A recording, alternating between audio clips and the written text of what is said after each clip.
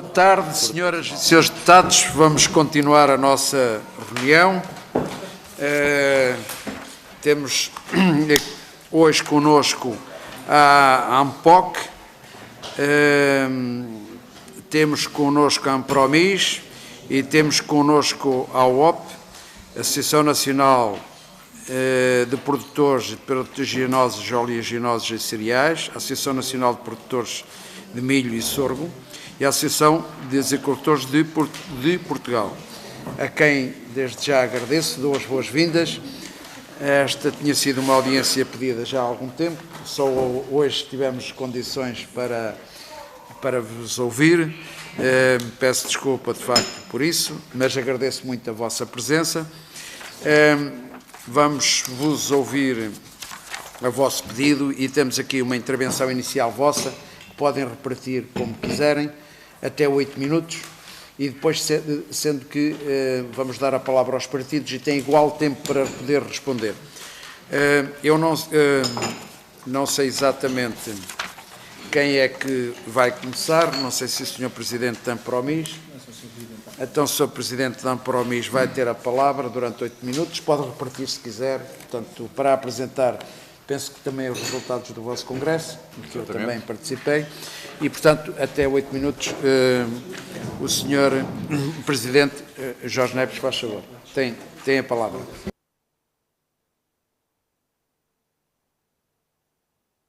Muito obrigado, Sr. Presidente, muito obrigado, Srs. Deputados, boa tarde a todos, pela oportunidade que a Comissão nos dá de vos apresentarmos as conclusões do nosso 16º Congresso do Milho, que coincidiu também com o segundo encontro das culturas cerealíferas em Portugal.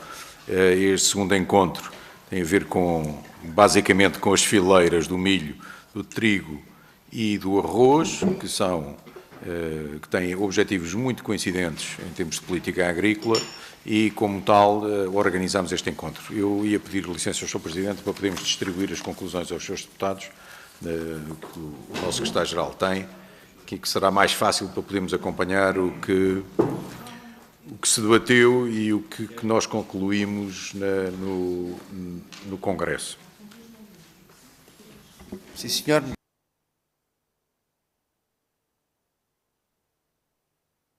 Muito bem, muito obrigado. Ora bem, basicamente aquilo que nos preocupou e preocupa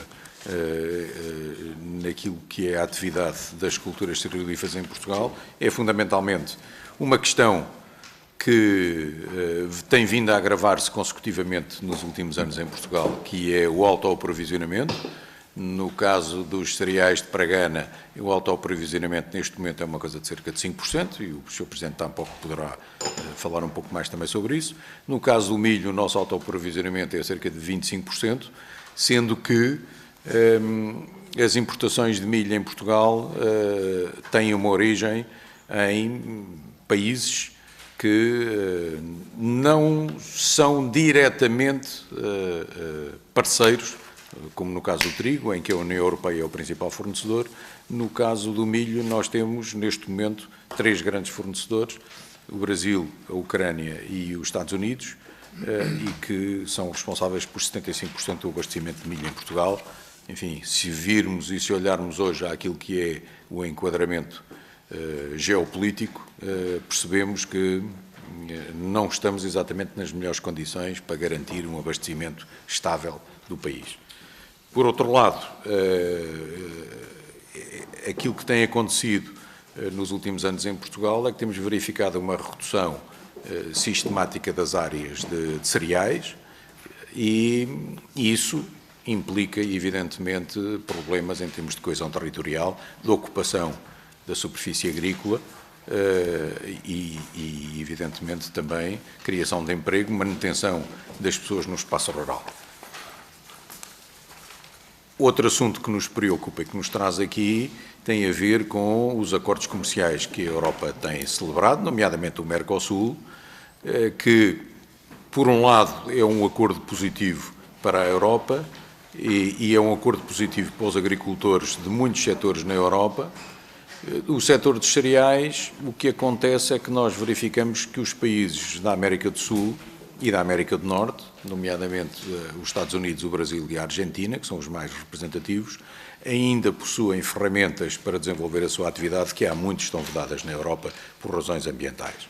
Portanto, nós, agricultores europeus, estamos proibidos de utilizar determinadas matérias ativas, nomeadamente herbicidas, por exemplo, e que continuam a ser permitidos na América do Sul e na América do Norte. Isso permite que esses produtores tenham vantagens concorrenciais relativamente a nós e que consigam produzir a custos francamente mais baixos do que aquilo que é permitido aos agricultores europeus.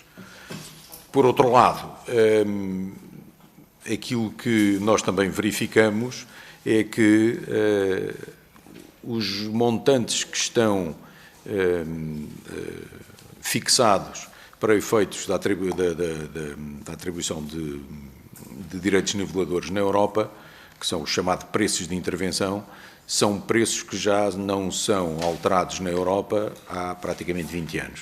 E isso faz com que as importações que nós recebemos de países terceiros não sejam taxadas à entrada na Europa. Portanto, aquilo que acontece com o Mercosul, por exemplo, neste caso, em termos de milho, é completamente neutral.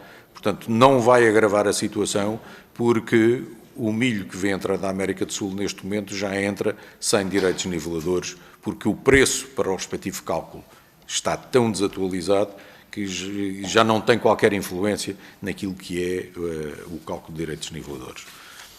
Por último, só referir que vemos com muita preocupação aquilo que têm sido as diretivas para o futuro da política agrícola comum, evidentemente com o estabelecimento não só de um orçamento inferior àquele que era o orçamento do último quadro comunitário, como também a definição de um único fundo para a atribuição portanto, de subsídios para a Europa, e que esse único fundo vai concorrer, evidentemente, ao qual vão concorrer, evidentemente, a coesão e a agricultura. Por último, a questão também da água que une, que para nós, produtores de regadio, é essencial para a manutenção daquilo que são as áreas atuais e para um projetado crescimento de áreas em Portugal, e que vemos com preocupação que há um ano que foi anunciado pelo Sr. Primeiro-Ministro e, neste momento, a própria estrutura que estará definida para encabeçar este projeto ainda não se lhe conhecem os contornos, e isso também nos está a preocupar. Portanto, eu passaria a palavra aos meus colegas para acrescentar alguma coisa que queiram. José Palha, faz favor. Muito obrigado. Sou José Palha, Presidente da Associação Nacional dos Produtores de Cereais. Pegando aqui um bocadinho aquilo que o Dr. Jorge Neves acabou de dizer sobre a situação do milho nos cereais fraganosos, nós ainda temos uma situação mais preocupante de dependência das importações. É um problema histórico nacional, e sendo os cereais a base da alimentação humana e animal, o facto de nós produzirmos menos de 10% das nossas necessidades é, de facto, uma situação preocupante. Além de que também é uma situação preocupante ao nível da coesão territorial, porque em áreas em que não existe a possibilidade de regar, não existe nenhuma alternativa cultural senão a produção de cereais. E só para vos dar um número que é muito interessante, a área de pastagens inscritas no pedido único da Política Agrícola Comum, das ajudas, é 53% da superfície agrícola útil nacional. E os dados do INE dizem que nos últimos 20 anos a quantidade de animais diminuiu para cerca de 70% daquilo que era. O que quer dizer, a área de pastagem aumentou e os animais diminuíram, o que quer dizer que isto é abandono. E, portanto, a Estratégia Nacional para a Promoção dos Cereais, chamada Mais Cereais, que está, neste momento, foi publicada em Conselho de Ministros de uma resolução de implementação desta estratégia, é urgente que seja implementada, todas as medidas que lá estão preconizadas, sob pena da nossa dependência, colocar-nos numa situação muitíssimo preocupante e, no fundo, no mundo em que vivemos, em que a total ebulição, estar totalmente dependente das importações para um alimento que é fundamental à base da alimentação humana e animal, é muito preocupante. Carlos Parreira, faz favor. Boa tarde. O meu nome é Carlos Parreira do Amaral, presido a OP é a Associação dos Agricultores de Portugal, e temos as mesmas preocupações que o Jorge Neves falou e com o Zé Palha. A única diferença é que a autossuficiência de arroz em Portugal é bastante maior. Temos uma taxa entre os 65% e os 70% de autossuficiência. Isto quer dizer que se nós consumíssemos todo o arroz que é produzido em Portugal, ou que foi produzido em Portugal até agora, teríamos essa taxa. Isto não acontece porque, por tendências de consumo, começou-se a privilegiar outros arrozes, nomeadamente agulhas e basmatis, que acabam por influenciar negativamente a produção portuguesa, que são 98,5% daquilo que se chama arroz carolino. No fundo, está ligado intimamente à nossa culinária, às nossas tradições, e assim tem sido feito. Temos pena que, com este nível de autossuficiência, na verdade, grande parte do nosso arroz seja exportado para destinos que, neste momento, estão, sobretudo, debaixo desta guerra que começou agora no Médio Oriente e que era um canal, sem dúvida, bom de exportação do arroz para lá. Tem que fazer aqui um esforço grande. Por outro lado, dentro da estratégia de água que une, que o Jorge já falou, e porque somos todos, somos ambos agricultores de regadio, estamos preocupados este ano, bastante preocupados, porque temos um ano antagónico em relação àquilo que acontece em Portugal normalmente. Deste ano temos as barragens portuguesas todas a 100% e existe um número grande de perímetros de rega que hoje não conseguem regar. Isto é, as diversas tempestades foram passando, foram prejudicando e criando danos em canais. Tem sido mais falado o Mondego com uma promessa que neste momento da Ministra do Ambiente, em que o canal principal estará pronto no dia 1 de maio, no entanto, toda a rede secundária, que é a rede de distribuição de água, não está testada, não sabe o que é que se lá passa, por isso vemos com preocupação o tempo que estamos a passar. Isto passa-se lá em cima no Mondego, mas passa-se também em Alcácer, passa-se também em Alvalade, passa-se também no Val do Sorraia, porque são assuntos que estão andando. Eu sei que agora saiu um aviso que foi anunciado pelo Sr. Ministro de 20 milhões de euros para ajudar as associações nisso, no entanto, são tudo para projetar para a frente. Os estragos que aconteceram há 2 meses, há 1 mês e meio, continuam lá. Temos feito algumas tentativas em todas as associações de regantes com meios próprios de tentar arranjar maneira para distribuir a água, mas a coisa não está fácil. Não está fácil, pode prejudicar, sobretudo, as áreas de plantação, de semeeiras, que estão na altura agora de fazer, que, como sabem, toda a parte de clima está bastante alterada, mas o ciclo da agricultura mantém-se. Nós não podemos fazer milho e arroz em agosto, nem em fevereiro, temos que o fazer por estas alturas e por isso estamos seriamente preocupados. E estamos seriamente preocupados porque se a autonomia alimentar dos países está diretamente ligado com a autonomia política, vimos isto um bocadinho ao contrário. É de salientar, sempre que aqui vimos falamos sobre isto, que na realidade a nossa balança comercial em termos alimentares tem um déficit imenso, 5,5 mil milhões de euros. Ainda hoje ao almoço estava a falar que aquilo que estávamos hoje nos nossos pratos, provavelmente estou nas nossas fronteiras, na sexta-feira ou quinta-feira passada. Isto é uma evidência, é que isto se passa em Portugal, não nos podemos esquecer disto. A soberania alimentar versus soberania política, é fundamental que tenhamos isto bastante bem assente nos nossos pensamentos, nas nossas conversas. Em relação ao arroz, gosto de frisar isto. Nós fizemos um caminho extraordinário nos últimos 15 anos em relação a poupar água, em relação a métodos de sementeira, a tecnologia, por aí fora temos o melhor que há em Portugal do que existe no mundo inteiro e temos um outro grande problema, que é um problema de fronteiras europeias. A Europa, que nós conhecemos e que está muito acomodada, tem neste momento, privilegia neste momento 3 ou 4 países, nomeadamente Myanmar, Camboja e Bangladesh, que põem todo o arroz na Europa sem taxas. Não têm um pagamento de taxas e produzem-no sem uma única regra parecida com estas que nós produzimos na Europa e não conseguimos pôr a funcionar as cláusulas de salvaguarda. Nesse sentido, toda a fileira do arroz, em setembro, criou mais um departamento chamado EU-RICE, que é para estarmos mais perto de Bruxelas e para podermos estar com mais presença política. Toda a Europa ficou junto em relação a isso, nos 8 ou 9 países que fazem parte desse programa. Deixe-me frisar só para acabar, Portugal continua a ser o país da Europa que continua a consumir mais arroz. Temos isto nos números do INE, qualquer coisa como 16 quilos per capita ano, e por isso não podemos deixar ao abandono este produto. Muito obrigado.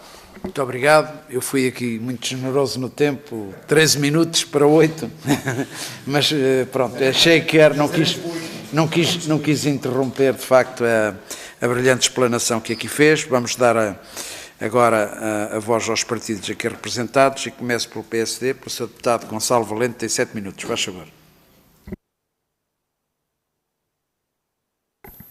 Muito obrigado, Sr. Presidente, Srs. Deputados.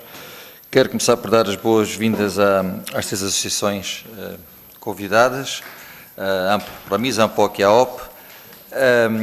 Agradecer muito a sua resiliência, o seu empenho, a sua capacidade de superação perante as dificuldades que têm vindo a encontrar e também a sua determinação por manter ainda vivo um setor que tem, nos últimos anos, agudizado ainda mais os seus problemas. Queria fazer aqui um ponto prévio relativamente ao Mercosul, que foi aqui também levantado. A expectativa relativamente ao Mercosul é que, precisamente, se aumente o controlo e a fiscalização. E em termos de importação, daquilo que eu tenho conhecimento, não vai ser possível aumentar a importação relativamente àquilo que tem sido importado nos últimos anos através do ano de referência. Se passar pode ir até 5% a mais dos números relativamente às importações últimas, e se passar desses 5%, portanto, isto são as expectativas, se passar desses 5%, voltam a ser taxados. Ainda hoje, o Sr. Ministro, ontem, não tenho a certeza, avançou-nos que Portugal não iria perder verbas no que respeita ao orçamento comunitário. Até pode vir a aumentá-las. Portanto, também deixou esta expectativa que todos nós queremos que seja uma realidade. Existem aqui 2 realidades distintas, o regadio e o sequeiro. Se o regadio tem os seus desafios, o sequeiro tem, garantidamente, problemas muito maiores. E aí, creio que o caminho será mesmo encontrar forma de criar pequenos regadios, sequeiro ajudado, através de uma rede interligada de barragens que poderá ser aqui suportada por este projeto macro que também foi aqui falado, que é a água que une. Poderá ser aqui uma resposta que poderá vir aqui a dar mais força e mais rendimento, que é aquilo que todos nós queremos aos agricultores. Porque tem-se perdido muita área de cereais nos últimos anos em detrimento de culturas mais rentáveis, e a questão que se coloca aqui é como é que podemos inverter esta realidade. A obrigatoriedade de se produzir uma cota de cereais paraganosos dentro de explorações beneficiadas por perímetros de rega onde predominam, como é evidente, as culturas permanentes, poderia ser equacionada ou é uma medida, digamos que, muito soviética. Queria também levantar aqui a questão da estratégia mais cereais, que o governo português aprovou recentemente, em que o objetivo principal é aumentar a produtividade, contribuir para a autonomia alimentar do país e reduzir a dependência externa. Através do regadio, através da tecnologia, para aumentar a produção e a eficiência, o que resulta é mais rendimento. Atualmente, e já foi aqui falado também, só 19% do que se consome em Portugal é que é produzido em Portugal. Situação diferente da fileira do arroz, em que o grau de autoaprovisionamento ronda os 100%. Contudo, estes produtores aumentam os seus custos de produção, contrapondo com aquilo que é a diminuição do preço por tonelada, esmagando assim o seu próprio lucro. A nossa bancada parlamentar, na sessão legislativa anterior, até submeteu um projeto de resolução, liderado pela Sra. Deputada Sónia Reis e pelo Sr. Deputado Ricardo Oliveira, para que pudéssemos aqui acrescentar alguma coisa em termos de maior previsibilidade ao setor, maior rendimento ao setor, acima de tudo, fazer aqui um caminho para que esta atividade se torne mais atrativa. Este projeto Estratégia Mais Cereais prevê uma comissão de coordenação e acompanhamento, em que os senhores a integram, e eu gostaria de deixar aqui também a seguinte questão, é se nos podem adiantar se esta comissão já foi criada e se foi, em que ponto de situação é que se encontra este programa, bem como qual é a vossa opinião sobre esta iniciativa. Nós fomos também surpreendidos há cerca de 2 meses atrás, no início do ano, por um comboio de tempestades. Foram anunciadas algumas medidas de apoio. Todos nós sabemos que estas medidas, dada a sua dimensão e complexidade, é difícil serem implementadas numa questão de dias ou no tempo que todos nós gostaríamos, mas gostaria de saber se já estão a ser implementadas e qual tem sido a evolução desta recuperação. Queria também deixar-vos outra questão que tem a ver com a rentabilidade dos agricultores. Na vossa ótica, o que é que seria necessário, ou qual é a vossa convicção no sentido de criar, ou que medidas é que podem ser criadas de forma a que a rentabilidade dos agricultores aumente, a atratividade da atividade agrícola seja maior? Como é que se pode fixar e atrair mais jovens para esta atividade? Como é que podemos reduzir a idade média dos agricultores portugueses? Portanto, ao fim e ao cabo, que medidas concretas e que sejam execuíveis, como é evidente, é que podem ser aplicadas no sentido de fazer da agricultura, do mundo rural e dos agricultores um segmento apelativo, atrativo e que seja o verdadeiro motor deste país. Muito obrigado. Muito obrigado, Sr. Deputado. E tem agora a palavra para responder o Dr. Jorge Neves, Presidente da Ampromis. Faz favor, Sr. Muito obrigado, Sr. Presidente. Eu responderei aqui 2 questões que o Sr. Deputado colocou. Tem razão quando se fala que se nós estabelecemos um plano de produção, estamos de alguma maneira a sovietizar a economia ou planificá-la, que é coisa que eu não gosto. Nunca gostei. No entanto, acho que este país, como tem algumas fragilidades em termos de soberania alimentar, deveria ter um mínimo de planeamento da produção. O que é que eu quero dizer com isto?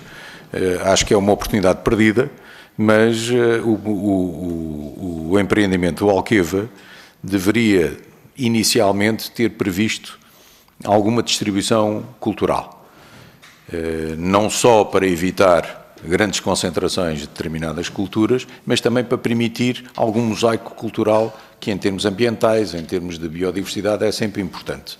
Não é? Isto não é fazer planificação de economia.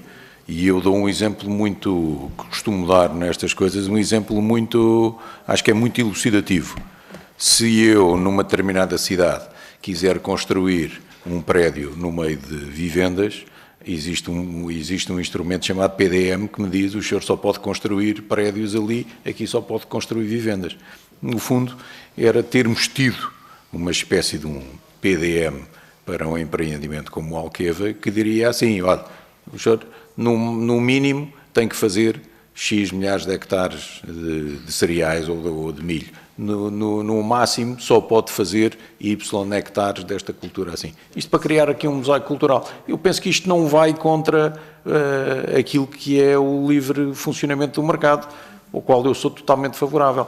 Mas tem que haver aqui alguma planificação. Como em tudo, como no urbanismo também existe, não é? Portanto, eu penso que respondi a essa questão. E iria falar-lhe só aqui também sobre a questão da rentabilidade dos agricultores, só para lhe dizer uma simples questão. Obviamente, a estratégia Mais Cereais existe e foi aprovada para conseguirmos que a produção de cereais seja mais atrativa para os agricultores. Esperemos bem e estamos convictos que isso acontecerá no futuro. Agora, a Europa está aqui, de alguma maneira, espartilhada por uma simples questão. A semana passada, eu vou-lhe só referir isto, nós a semana passada, em Promis, fomos convidados, e isto é quase, espero que seja só uma vez por semana, em 2 semanas e não mais, mas fomos convidados pelo Congresso dos Deputados espanhóis para umas jornadas exatamente sobre milho. E estivemos em Madrid na segunda-feira passada. E tivemos nós e tiveram colegas nossos da América do Norte e da América do Sul.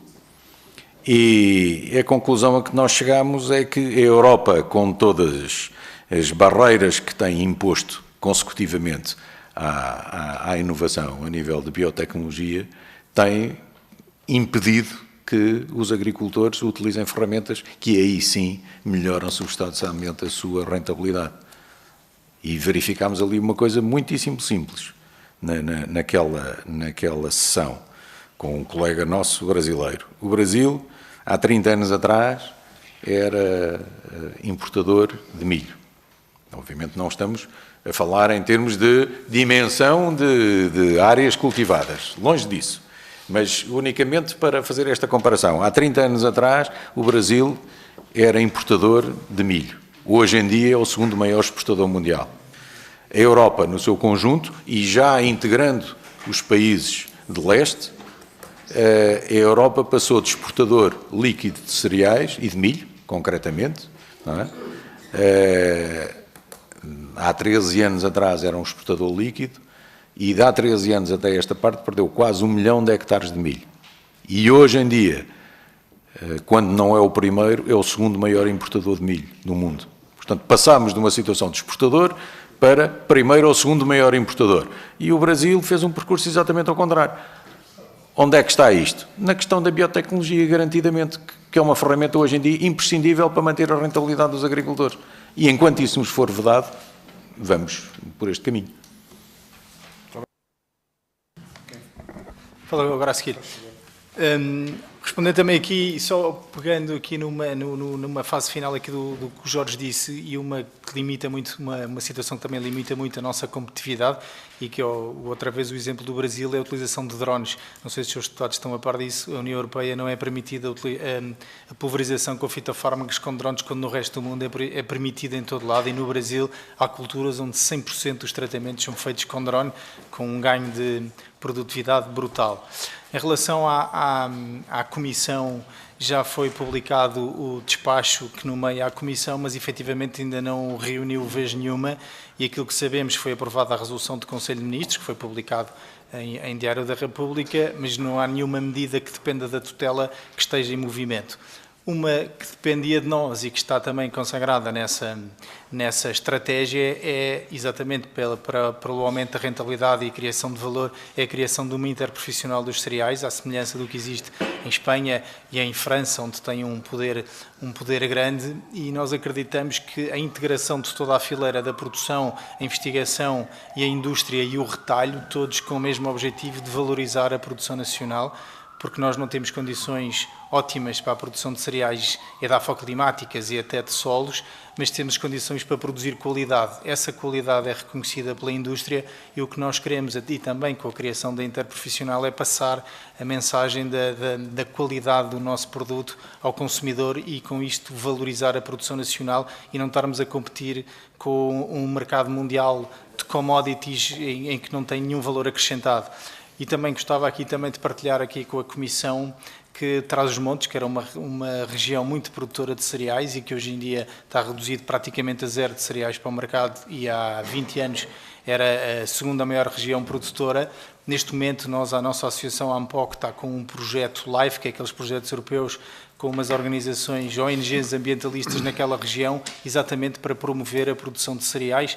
Isto, o pretexto, e é financiado para a preservação de uma espécie que é a águia caçadeira, que está em vias de extinção, mas o que é facto é que nós ainda a semana passada fizemos lá uma sessão de uma formação que fizemos no Alentejo durante 8 anos, todos os anos, com cerca de 40 formandos, para adequar o itinerário técnico ao potencial produtivo e introduzir tecnologia nestas culturas, e tivemos a semana passada a primeira sessão desta formação em Trás-os-Montes e tivemos cerca de 50 participantes, o que mostra que, apesar de tudo, ainda há vontade e principalmente de produzir algo que tenha valor acrescentado. E hoje em dia temos estas tendências de moda do trigo barbela, do centeio, que são cada vez produtos mais procurados pela sociedade urbana, e aquela região era grande produtora destes produtos, e estamos a sentir que existe, de facto, vontade de continuar a produzir lá este tipo de culturas. Muito obrigado. Passava agora a palavra ao Sr. Deputado João Lopes Aleixo, do Partido Chega. Tem até 6 minutos. Faz favor, Sr. Deputado. Muito obrigado, Sr. Presidente, Srs. Deputados, cumprimentar os senhores representantes das organizações aqui presentes e agradecer todo o conhecimento que nos estão a passar e a informação, porque acho que é muito relevante para a nossa atividade e obriga-nos a olhar de frente para um problema que considero que em Portugal andamos há demasiado tempo a desvalorizar. O setor cerealífero tem peso estratégico, não tenho dúvidas nenhumas disso, e tratá-lo como um assunto menor considero ser um erro político com consequências sérias, que aqui também já foram referidas, e nomeadamente num tema que nós gostamos muito de falar nestas comissões e neste plenário, que é a coesão territorial e o abandono do interior. Porque não nos podemos esquecer que 93% do solo nacional é rural, e nesse solo rural muitas destas práticas são desenvolvidas. Falaram de uma série de números que eu não resisto a repetir, porque acho que são impressionantes pelo seu número diminuto, em que 17,9% do nosso autoaprovisionamento em cereais, excluindo o arroz, e 4,9% no trigo e 25,6% no milho, estamos a falar, mais do que um problema, estamos a falar de uma dependência externa estrutural em bens que são básicos, e isso deixa de ser um problema agrícola para ser, como também os senhores referiram muito bem, uma questão de soberania e de segurança. Vimos neste número a questão do trigo duro, os 5% do consumo e uma área cultivada que cai 43% na última década. Há aqui um dado interessante, que é a produtividade sobe 52%, mas em termos de balança comercial não consegue compensar, e temos uma quebra de 1,07 milhões de toneladas em 2002, este número é impressionante. O que quer dizer que nós estamos a ser melhores no que fazemos, mas não estamos a conseguir crescer na nossa base produtiva, e também é por isso que os senhores aqui estão e a informação que nos passam. E não há outra forma de dizer isto, acaba por ser um falhanço acumulado de políticas públicas. Aliás, reconhecendo este quadro, o Grupo Parlamentar do Partido Chega apresentou em sede do Orçamento de Estado uma série de propostas de alteração, como a introdução de um apoio de emergência para os cereais, o controle rigoroso de cereais nos portos e fronteiras, um apoio excepcional ao setor cerealífero português e um apoio extraordinário à instalação e produção de cereais. Iniciativas todas que contaram surpreendentemente com o voto contra do PSD e com a abstenção do PS, exceto numa das iniciativas. Mas, da nossa parte, podem contar com a defesa deste setor, porque é realmente um dos nossos focos. A isto temos ainda um aperto económico cada vez maior, que também já aqui foi referido em passant. A primeira estimativa das contas económicas da agricultura para 2025 apontam para uma quebra de 10,7% no rendimento da atividade agrícola por unidade de trabalho ano.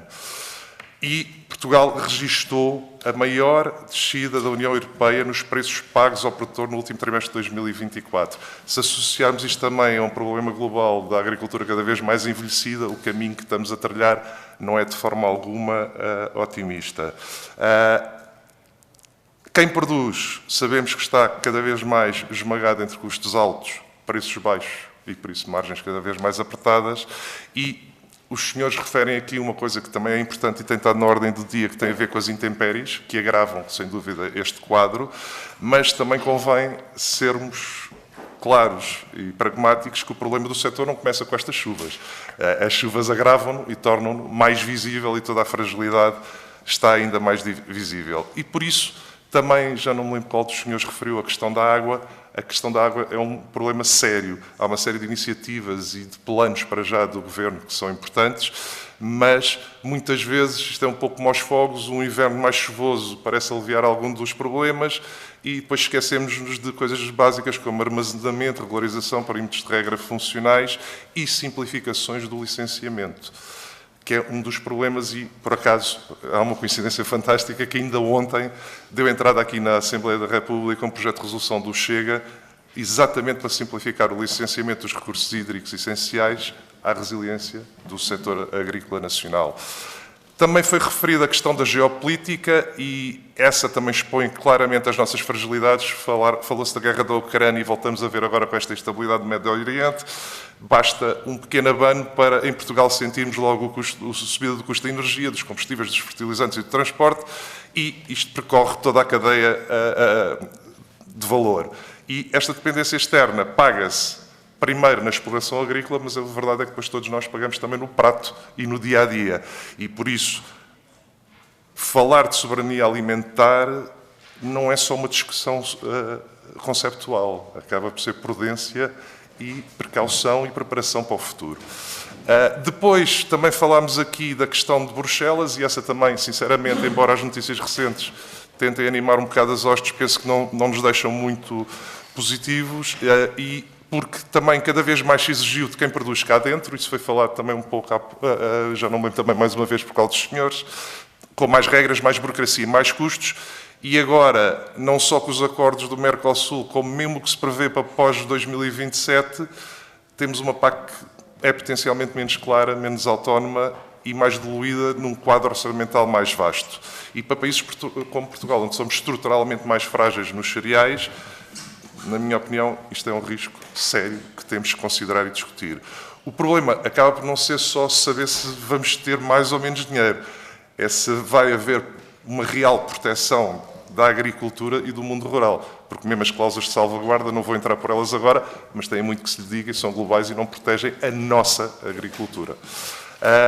Por isso, quando na agricultura já temos que lidar com incerteza, e nós sabemos que isso faz parte da nossa atividade, na minha opinião, não temos é que lidar com a incerteza do Estado. E o setor e a nossa atividade exige também alguma previsibilidade. E por isso, poderia-lhes colocar muitas perguntas, mas deixo-lhes apenas duas, que penso que ser mais fácil, embora alguma de resposta complexa, que é uma muito pragmática, que é o que é que consideram que tem de ser feito ainda em 2026, no terreno, para que a próxima campanha não comece outra vez em modo de sobrevivência.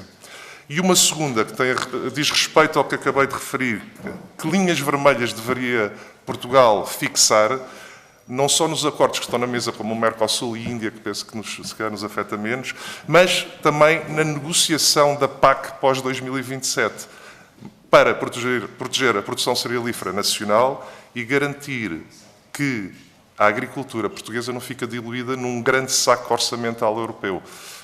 E são estas as questões. Muito obrigado e, mais uma vez, contem com o Grupo Parlamentar do Chega para o que necessitarem. Muito obrigado, Sr. Deputado. E tem agora a palavra para responder Carlos Parreira do Amaral, Presidente da AOP, se faz favor.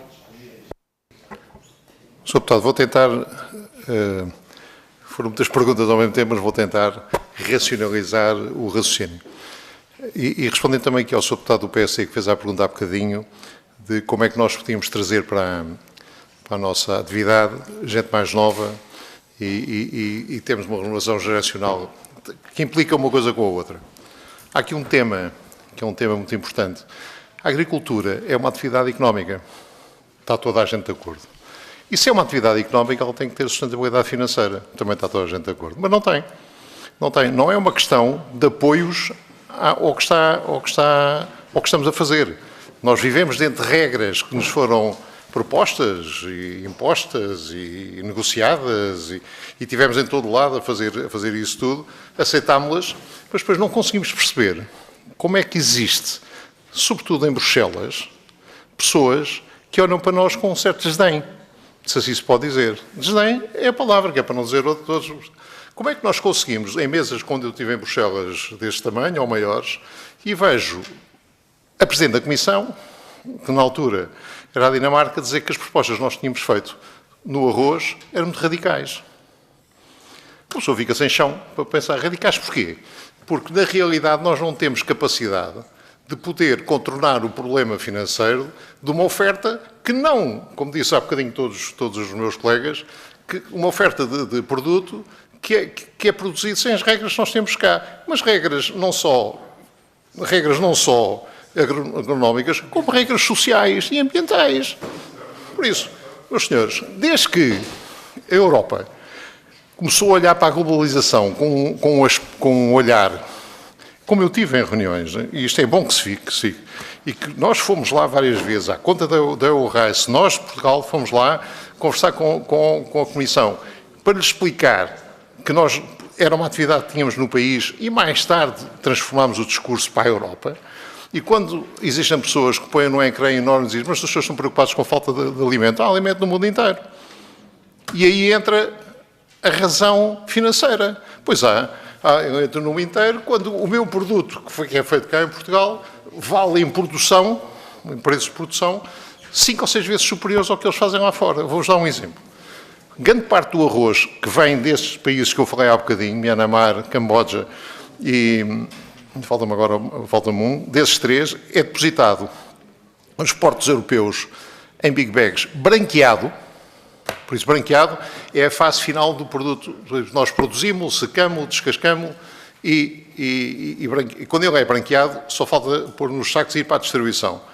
Esse arroz que vem de fora é posto nos portos europeus a 400 euros a tonelada. 400 euros a tonelada não paga o custo de produção. Esse custo na Europa vale pelo menos entre 950 a 1000 euros. Por isso, a pergunta faz-se em salas destas, com pessoas com responsabilidades políticas, o que é que querem fazer disto? Esta é nitidamente a grande pergunta. Nós podemos discutir o que quiserem. Nós podemos discutir aqui nesta sala as maiores estratégias do mundo, como fizemos aqui o ano passado, na presença de alguns deputados que aqui estão, que veio aqui a fileira toda do arroz, falar sobre o problema do arroz faz agora um ano. Há aqui alguns deputados que estiveram presentes. E não aconteceu nada. E o que é que acontece às nossas organizações, que são organizações de base? É termos os nossos associados a perguntarem, para o que é que eu faço? Como é que eu pago os custos da campanha anterior? Essa é uma resposta para si. Acham que os meus filhos vêm fazer a minha vida? Eles acham que eu sou meio coisa da cabeça, não é? Eles dizem como é que o pai vai continuar a fazer uma atividade que já é o 3º ano a perder dinheiro. Mas a perder dinheiro, a sério, não. E quando nós contabilizamos isto, não é perder dinheiro por falta de técnica, ou por falta de vontade, ou por falta de... Não. Perdemos dinheiro porque existe um fator chamado mercado internacional, que tem muito a ver com as commodities e tem a ver com isso tudo, que nós não conseguimos controlar. Por isso, o que é que tem que haver aqui? Tem que haver uma predisposição dos decisores políticos para os produtores que nos digam, no mínimo, meus senhores, esqueçam que nós compramos produto barato lá fora. Está resolvido. E assim responder isto. Nós hoje, no setor orizícola, temos de média de idade 67 anos. Por isso imagino quanto é que têm de idade os mais velhos, não é? Porque os mais novos são poucos. 67 anos. É uma atividade muito específica. Nós não conseguimos um produtor de arroz de Alcácer, se for lá acima ao mundo e fazer arroz, aquilo sai mal porque as características são muito diferentes. Por isso, como é que nós conseguimos dar a volta a isto? Só se houver responsabilidade, só rentabilidade financeira. E, deixe-me dizer uma coisa, pessoalmente, eu sou um homem de mercados, eu acredito muito na capacidade de oferta e procura. Agora, quando nós vamos para um mercado em que a oferta tem determinados custos e depois a oferta do outro lado não tem estes custos, estamos a falar de quê? Não há volta a dar. Não há volta a dar. Isto é o que se passa, não é só cá em Portugal, infelizmente na Europa toda. Espero que tenha respondido. Muito obrigado. Foi claro. Lamentavelmente, claro. Não. E agora tem a palavra o Sr. Deputado Pedro do Carmo, do Partido Socialista. Faz favor. Muito obrigado, Sr. Presidente, senhoras e senhores deputados, nossos convidados, representantes das associações que já conheço há bastante tempo. Infelizmente os problemas estão na mesma senda e na ordem do dia. O Grupo Parlamentar do Partido Socialista, naturalmente que agradece a vossa disponibilidade em vir aqui a esta Comissão e vir aqui com um propósito que temos e devemos realçar, que é não vir aqui relatar dificuldades, apenas relatar dificuldades, mas vir aqui apresentar as principais conclusões de um trabalho sério, de um estudo sério e efetivo sobre este setor e vir partilhá-lo aqui connosco para que nós possamos, com os nossos instrumentos regimentais ao nosso alcance, ajudar e contribuir e chamar a atenção do Governo. Porque, naturalmente, e é do nosso conhecimento, o setor cerealífero emprega milhares de agricultores, ocupa grandes extensões de território, e particularmente no Alentejo, o Ribatejo, o Mondego, como já aqui foi referido, e é a base para essencial na cadeia alimentar. Por isso, eu acho que tem sido tratado com alguma desatenção, não só de agora, e que é preciso um olhar diferente. Até porque, também já o referi, tem, para além deste contributo para a indústria, para a nossa soberania alimentar, também tem um papel muito importante em questões ambientais, para a preservação da biodiversidade. Eu recordo sempre que hoje a região do Campo Branco é a reserva mundial da biosfera, não é por acaso. É porque se fez lá cereais e é a forma como esse território tem sido tratado e com a coesão territorial que tem feito, e só o setor dos cereais o permitiu, como o setor do arroz, em toda a zona, não falando do Mondego, mas também no Sado, o contributo que tem dado, quer para a fauna e para a flora, e preserva a biodiversidade. E isso tem que ser tido em conta, porque esta atividade agrícola tem também essa vertente, não só da vertente económica, da vertente de produção e de contributo para a indústria e para a soberania alimentar, mas esta questão, para mim, é uma evidência e não tem sido tratada com o devido valor. Depois tenho 4 questões básicas para colocar e para aproveitar a vossa vinda aqui.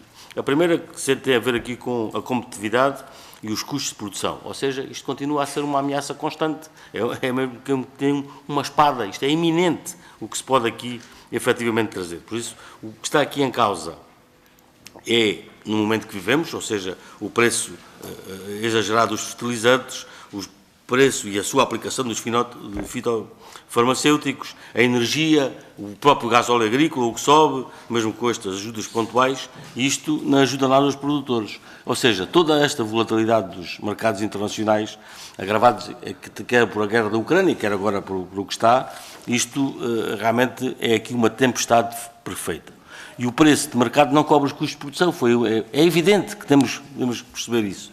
Quem é que assume esse prejuízo? Naturalmente continua a ser sempre o agricultor, sempre o agricultor, e depois é capaz de não continuar a dar resposta. Por isso pergunto, de forma telegráfica, que medidas estruturais faltam para reduzir a dependência dos fatores de produção importados e aumentar a autonomia do setor?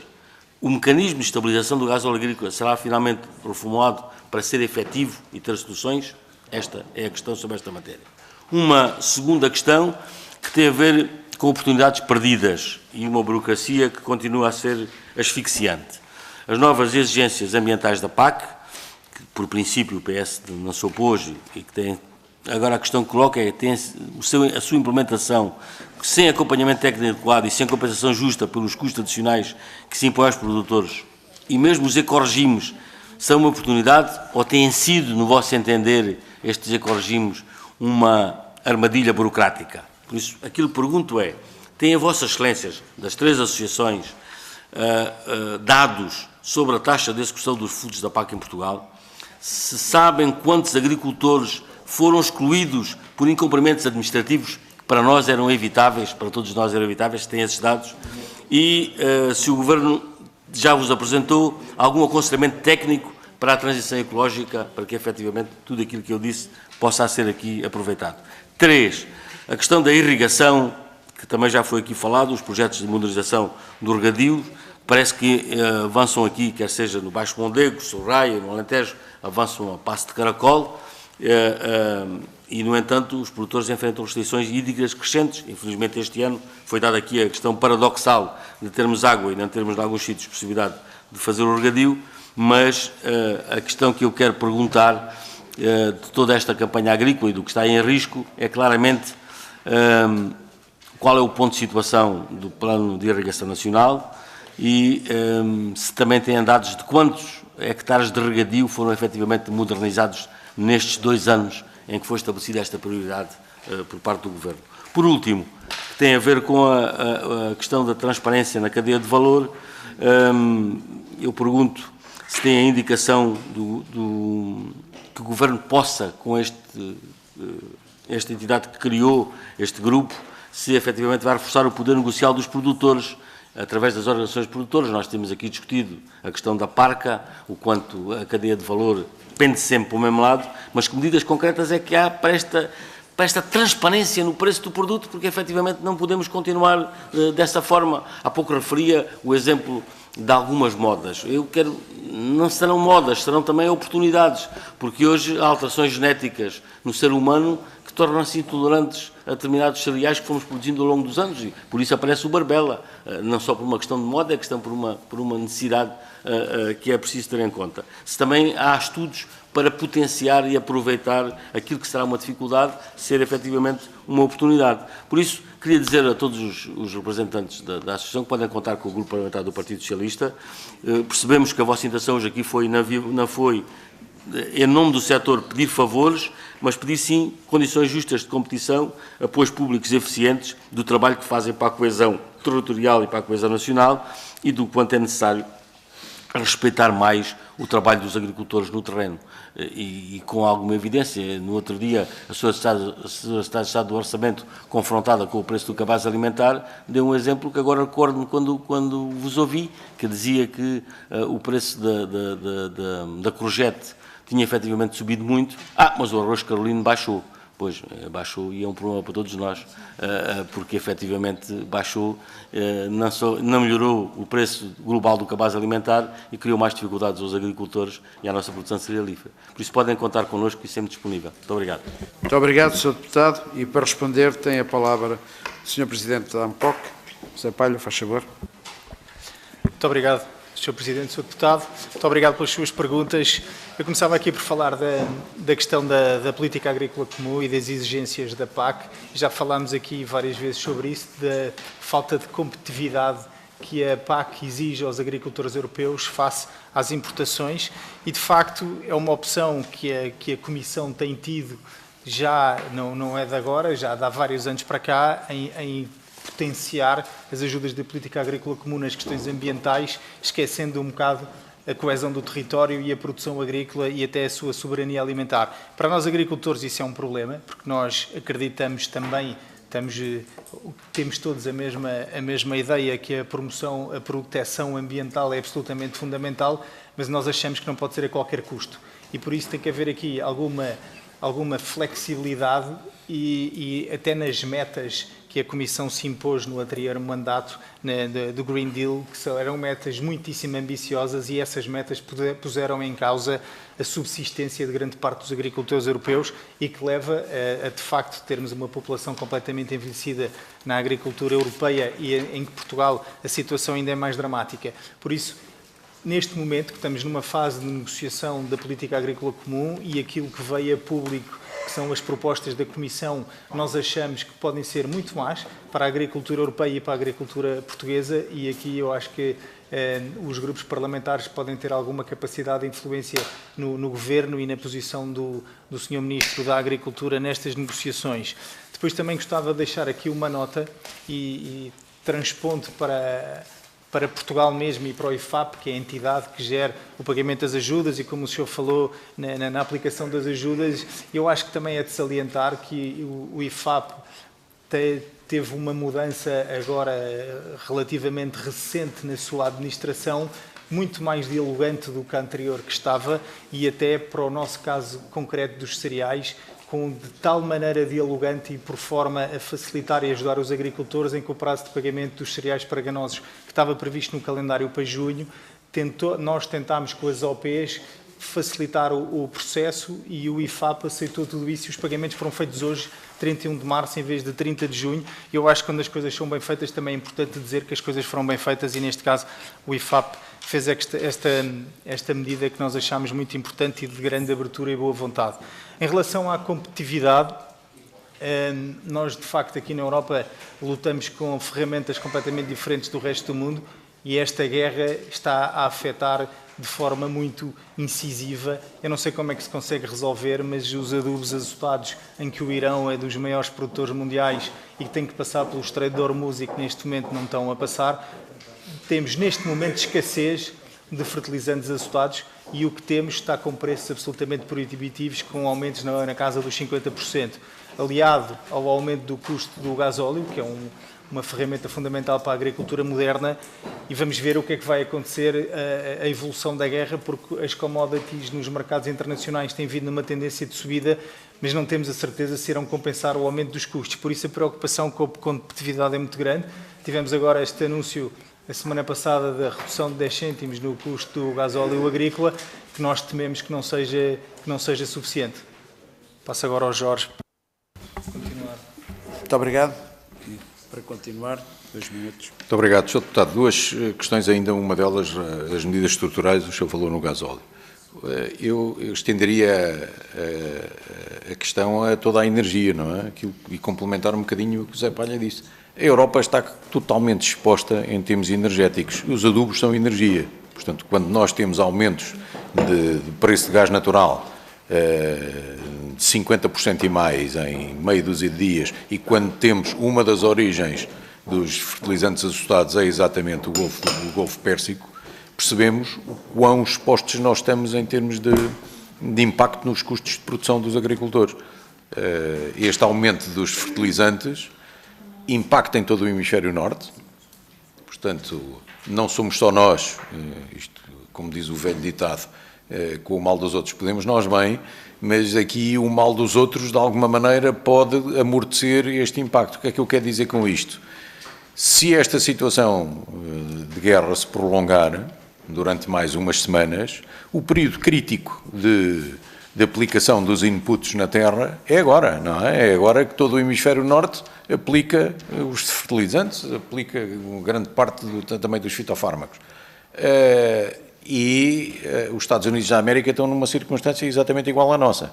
Portanto, como os Estados Unidos são a maior potência exportadora de milho, e se isto se prolongar, poderemos beneficiar, digamos assim, do braço de ferro que os agricultores americanos irão fazer para vender o seu produto a um preço justo. Porque nós, como importamos 75%, não temos voto naquilo que é a formação do preço interno. O preço interno é o preço externo mais o custo do transporte até cá. É certo que o custo do transporte neste momento é bastante alto e isso, de alguma maneira, beneficia os produtores nacionais, mas vamos fundamentalmente beneficiar da boa vontade dos agricultores americanos se acharem que o custo de produção deles vai ser mais alto do que aquilo que são os preços atuais do mercado. Portanto, esperemos que isso aconteça. Agora, a nossa exposição é total. Não podemos aqui, e ainda para mais, anacronicamente, a União Europeia impôs, mas depois retirou novamente, é uma situação que nós nem sequer percebemos, uma taxa de carbono sobre os fertilizantes importados no final do ano passado, que era para ser aplicada a partir de dia 1 de janeiro, mas depois a seguir já ninguém soube se era aplicada, se não era aplicada, e neste momento ninguém fala, obviamente ninguém fala nisso. Uma última questão relativamente aos preços e à transparência da cadeia de valor. Eu recordo que existem 2 mecanismos em Portugal que deveriam ser aplicados. Um deles, chamada PARCA, que já há bocadinho foi referida, que foi criada no tempo da ministra Assunção Cristas, e depois um observatório dos preços, criado pela ministra Maria do Céu Albuquerque.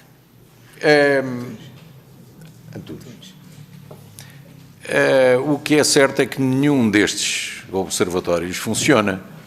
E aquilo que transparece todos os dias na comunicação social, quando abrimos para vermos o telejornal, é que o cabaz dos preços aumentou. Mas não há ninguém com coragem de dizer onde é que está a distribuição desse valor. Não é no agricultor garantidamente, porque o agricultor continua a ser pressionado nos preços. E era bom que estes observatórios funcionassem. Foram para isso que eles foram criados, para que a opinião pública pudesse perceber onde é que está a distribuição das margens ao longo da cadeia de valor.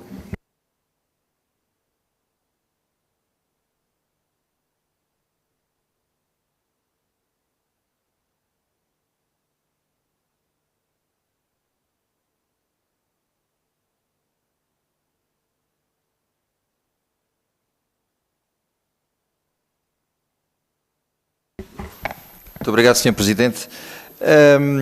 Realmente vivemos uma situação dramática em termos do setor dos cereais.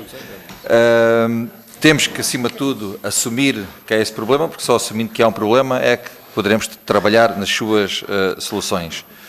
No que respeita propriamente ao setor ou à fileira do arroz, nós aqui nem sequer estamos a falar em aumentar o rendimento, estamos a falar que estamos a perder dinheiro. Depois ainda temos a etapa seguinte, que é não perder, e depois isso é que é ganhar, e depois a seguir é que é ganhar, o que é dramático. Não faz qualquer sentido, ninguém pode trabalhar sem qualquer retorno económico. Portanto, isso não existe. E na agricultura, ou seja, existe, mas não pode existir. Portanto, não faz qualquer sentido.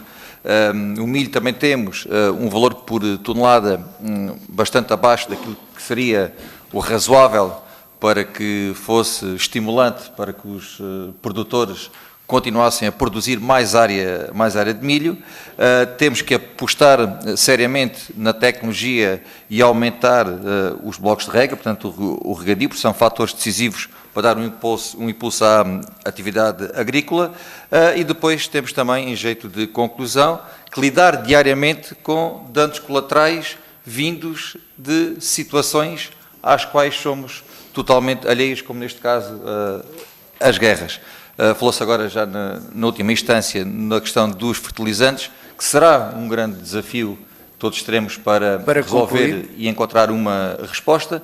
Da parte da nossa bancada, tudo faremos, mas tudo faremos mesmo para acompanhar este tipo de preocupações, ser um parceiro do setor e, acima de tudo, encontrar respostas adequadas à dimensão dos problemas. Muito obrigado. Muito obrigado, Sr. Deputado. E agora dou as boas-vindas a esta comissão ao Sr. Deputado do Chega, José Dotti, a quem dou a palavra para 1 minuto. Faz favor.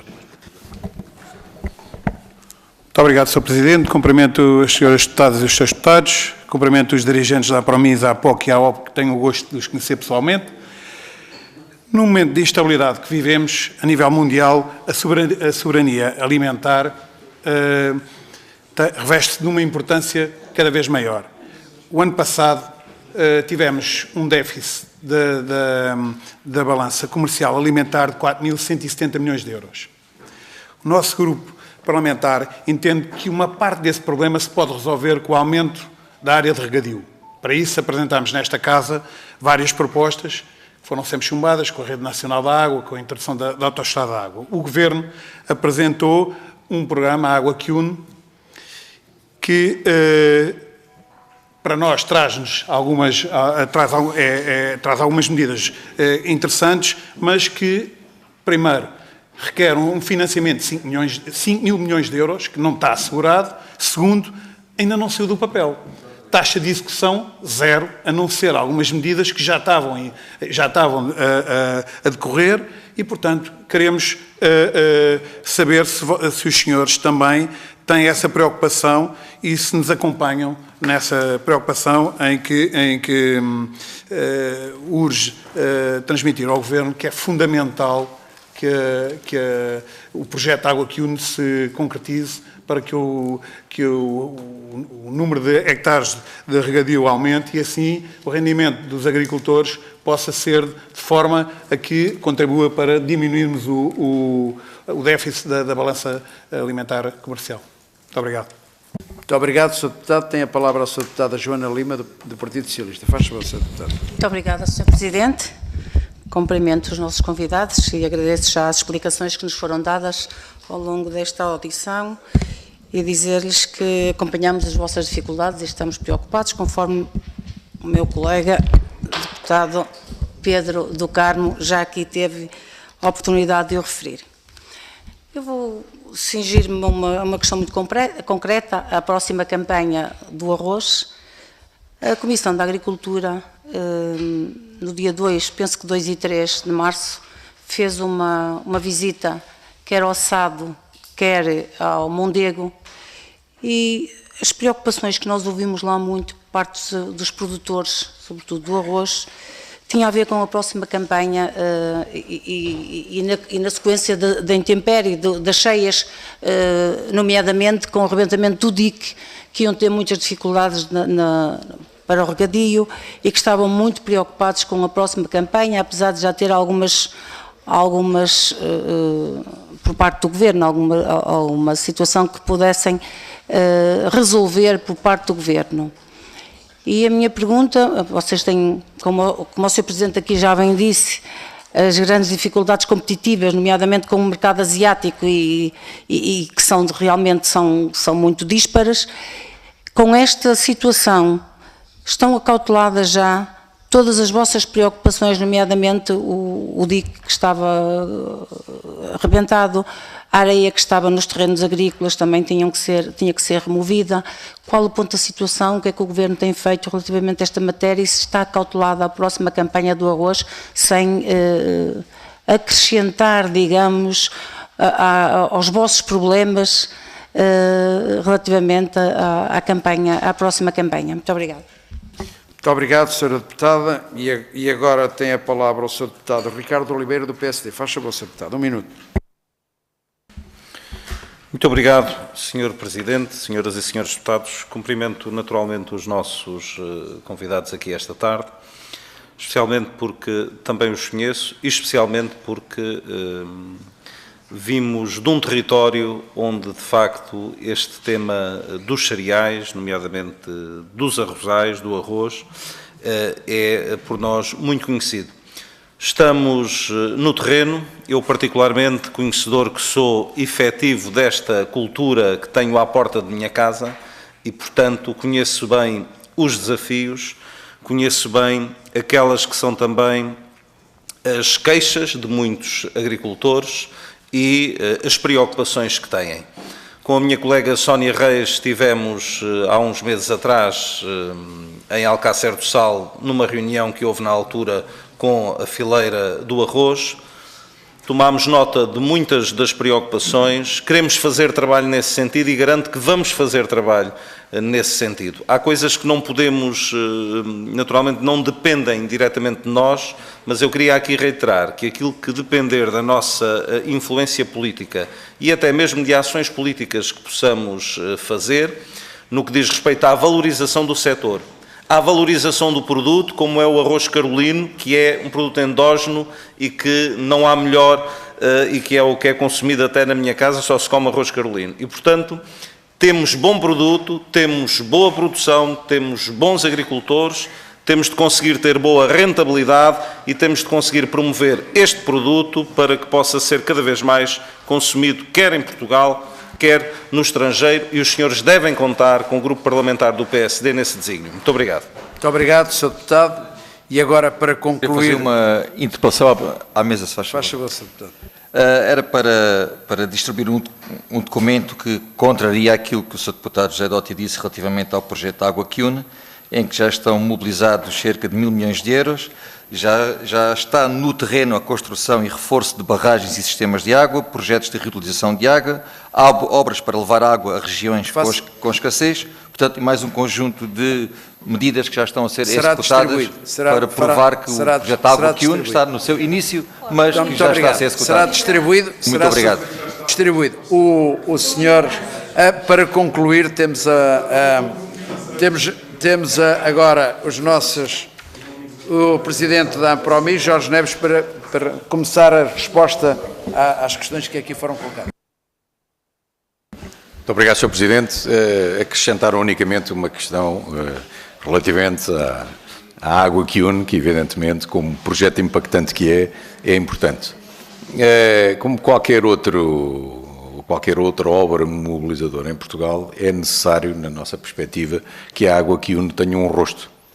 Não é? Como existe um rosto agora para a estrutura de missão para as intempéries, é importante, e nós estamos à espera desse rosto há algum tempo, que o Governo defina a estrutura jurídica e a figura que vai estar à frente disto. Porque é importante que haja alguém que nos mobilize a todos nós, não é? Obviamente, todos nós temos uma expectativa de que, e acreditamos que desta vez, haja uma verdadeira política de regadio em Portugal, com base na estratégia Água Quiune.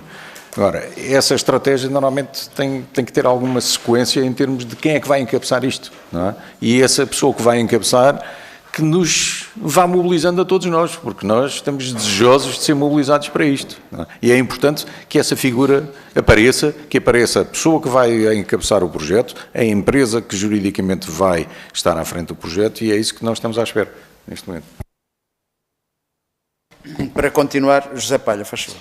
Eu, de forma muito rápida, antes de passar a palavra aqui ao Carlos Amaral para falar do arroz, que a maior parte das perguntas eram sobre o arroz, eu só quero aqui, em nome da Associação dos Produtores de Cereais, agradecer a vossa disponibilidade e pedir, de facto, a ajuda desta Comissão e de todos os partidos que estão aqui representados, porque o nosso setor, de facto, precisa de ajuda, e o nosso setor precisar de ajuda quer dizer que Portugal precisa de ajuda. E estamos, de facto, numa situação muito complicada em que o abandono é um risco efetivo e que pode, no futuro muito próximo, termos uma área ainda muito superior de abandono, e por isso é importante a mobilização dos políticos para esta área que muitas vezes é esquecida porque normalmente dá poucos votos, e por isso muito obrigado mais uma vez por nos receberem aqui hoje. Muito obrigado. E para concluir, Carlos Parreira do Amaral, Presidente da Associação dos Agricultores de Portugal, faz favor. Respondendo-lhe assim, Sr. Deputado, não há dúvida que a situação está ligeiramente melhor, porque há uma promessa do Ministro, conforme eu disse há bocadinho, do Ambiente, para resolver o problema. Já não é do DIC, o DIC está fechado, mas é da construção do canal principal de distribuição de água do Mondego. Conforme disse há bocadinho, o grande problema neste momento, para além da areia que está distribuída no campo, tem a ver com a rede secundária. Só se consegue pôr a rede secundária em pressão se houver água disponível no tal traçado. Por isso, em relação ao Mondego, eu temo que haja ali alguns atrasos. Mas quero dizer uma coisa, eu fiz um ponto de situação hoje de manhã antes de ir para aqui, nas 3 regiões. Esta história do agricultor ser resiliente é uma realidade. É uma realidade. Eu às tantas não sei bem se é resiliência ou então já é outra fase. Porque neste momento há pessoas já a começar a tratar dos campos, sem terem a certeza que podem regar. Não é preciso. Isto é que é fundamental. A história da água, que ainda agora falámos, mas nós estamos lá. Continuamos a estar lá, a tomar conta de tudo o que tem a ver com o campo, dos animais, dessas coisas todas que nos pedem para fazer isso e que a gente faz tudo, a custo zero. Tornamos conta disso tudo. Esse é um assunto que se passa no Mondego. Mas o assunto aqui do Sorraia é idêntico e nós não sabemos. De Alcácer é muito importante, são quase 3,5 milhões de prejuízos que lá estão, em que tem apoio bola, zero, foi a associação que se chegou à frente e tem muito trabalho para fazer. A data limite para se começar a regar arroz que possa ser semeado este ano, estamos a falar em 15 de maio. Nós estamos no dia 1 de abril, por isso há aqui coisas que não batem. Em relação ao Sr. Deputado Ricardo Oliveira, agradeço-lhe mais uma vez o que me disse, agradeço mais uma vez as presenças que teve em todas as nossas reuniões, mas quero dizer uma coisa, o Sr. Deputado já lhe disse ali na rua, nós não vimos nada depois dessas reuniões, estive consigo, estive com a Sra. Deputada, estive com o Ministro, falámos todos estes assuntos todos e o que é que aconteceu? Zero. Nós nunca mais tivemos desta casa para nós, depois de cá estarmos, nenhuma reporte. E nós, na realidade, conforme disse há bocadinho, abandonámos, fomos à procura da Europa. Fomos à procura da Europa porque achámos que a Europa é que tem que ser. E a Europa trata-nos mal, conforme eu expliquei há bocadinho. A Europa permite que entre arroz em Europa a um preço que nós não conseguimos e depois os senhores industriais dizem, nós temos ali um produto que até é parecidinho, por isso vai desse. Esse é o assunto que nós precisamos de ver. É um assunto não só de Portugal, mas é um assunto da Europa toda, dos 8 países que produzem arroz. E queria também aqui dizer uma outra coisa que é importante. Portugal foi até há 2 anos, o ano passado, o 3º produtor europeu de arroz. Começávamos por Itália, depois a Europa, depois nós, depois a Grécia. A Grécia, neste momento, já nos passou à frente em 10 ou 12 mil hectares, somos o 3º.